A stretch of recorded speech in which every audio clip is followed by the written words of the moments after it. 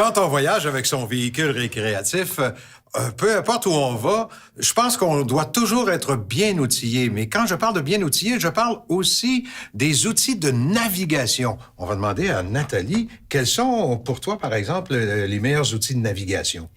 Je pense un incontournable, Jean-Marc, c'est un GPS. Absolument. Il y en a souvent maintenant d'intégrés dans les véhicules.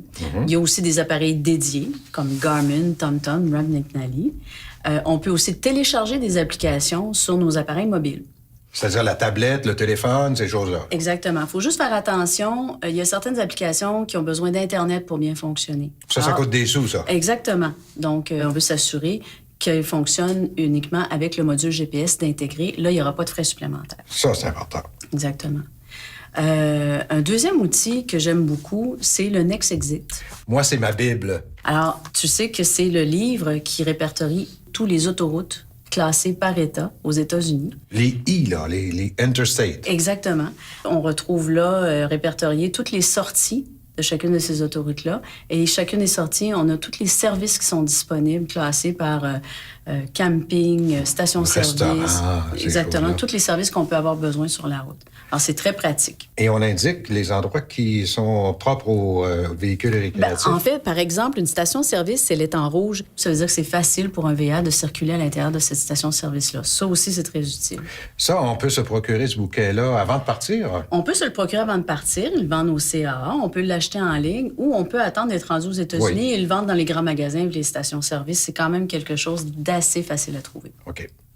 Il y a une autre version de NextExit, là? En fait, c'est une application qu'on peut télécharger. Okay. Ça s'appelle le e-Exit. C'est les mêmes renseignements, mais on a les fonctionnalités GPS d'intégrer. Alors, ce qui est bien, c'est que l'application sait où on se trouve, sur quelle autoroute. Il nous indique chronologiquement les prochaines sorties. Et puis, c'est très facile à utiliser. Et on n'a pas besoin de calculer le nombre de milles qu'il nous reste à faire avant la prochaine sortie, puisque l'application nous le donne. Ah, c'est tellement bien fait. Oui. Puis en terminant, il y a aussi une autre application, c'est Camp and RV, dont tu m'as parlé? Oui, de Allstays. C'est Allstays. Allstays, ils font beaucoup d'applications. Camp and RV est très pratique pour pouvoir trouver les terrains de camping dans les différentes destinations où on s'en va, parce qu'on ne veut pas être nécessairement tout le temps près des autoroutes. Donc, Camp and RV, la particularité, c'est que c'est pour tous les États-Unis au complet et même au Canada.